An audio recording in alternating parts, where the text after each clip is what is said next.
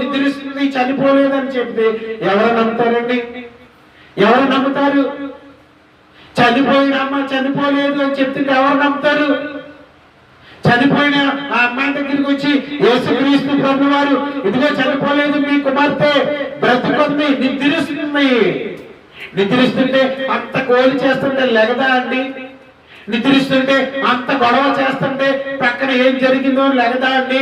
నిద్రపోయే వాళ్ళకి చిన్న దోమ చెవులోకి వచ్చి ఇలా దోమ వస్తే వెంటనే మెలకు వచ్చేస్తుంది కదండి. దోమ కొడితే మెలకు వచ్చేస్తుంది. పక్కన ఇంట్లో పడుకున్న ప్రక్క వాళ్ళు మాట్లాడితే మెలకు వచ్చేస్తుంది.